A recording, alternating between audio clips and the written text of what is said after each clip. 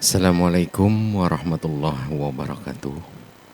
Kali ini kita akan bercerita tentang perjalanan terakhir sopir ambulan dan penumpang misterius. Langsung saja kita perdengarkan ceritanya.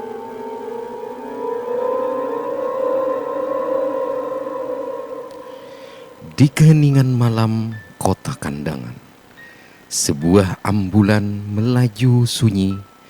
Jarum jam menunjukkan pukul 11 ketika Bang Mahmud, seorang supir ambulan berusia 45 tahun, menerima tugas yang akan mengubah hidupnya selamanya.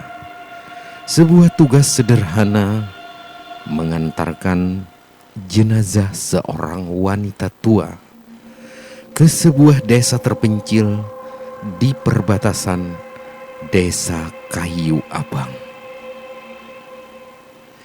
15 tahun bekerja sebagai sopir ambulan telah membuatnya terbiasa dengan kematian. Ratusan jenazah telah ia antarkan, dari korban kecelakaan hingga pasien yang meninggal wajar. Tapi pada malam itu berbeda. Sesuatu tentang jenazah wanita tua ini membuatnya sangat gelisah sejak awal. Keluarga jenazah mengatakan mereka akan menyusul dengan mobil pribadi. Mereka memberikan sebuah alamat di desa terpencil. Sekitar 2 jam perjalanan dari rumah sakit.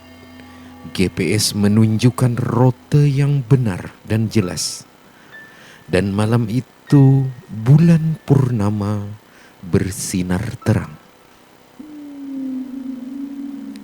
1 jam perjalanan berjalan normal.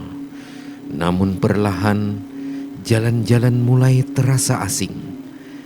GPS mulai menunjukkan rute yang aneh, membelok ke jalan-jalan dan bahkan tidak ada di peta. Pohon-pohon kiri dan kanan jalan semakin merapat, seolah membentuk terowongan yang gelap yang menelan ambulan. Ketika Mahmud mencoba menghubungi keluarga jenazah, tidak ada sinyal HP. Setiap upaya untuk memutar balik hanya membawanya semakin dalam kegelapan hutan tersebut. Lalu dia mendengar suara gesekan dari kerenda jenazah. Awalnya samar, kemudian semakin jelas, seperti kantung jenazah yang bergeser atau sesuatu di dalamnya yang bergerak. Jarum jam menunjukkan jam 1 malam. Ketika bensin sudah mulai menipis, tidak ada rumah, tidak ada lampu, bahkan tidak ada tanda kehidupan. Hanya kegelapan pekat dan suara-suara aneh dari hutan yang semakin mendekat.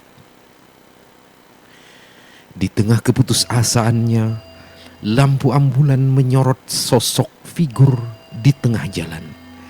Seorang wanita tua berbaju kebaya putih. Darah Mahmud seolah membeku. Wajah wanita itu adalah wajah yang sama dengan jenazah yang dibawanya. Sosok itu perlahan mendekat ke jendela supir.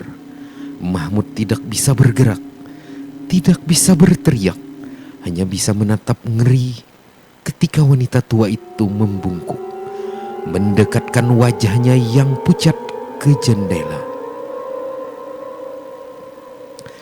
dan berbisik dengan suara yang serak. "Mas, saya mau pulang, tapi bukan ke desa itu."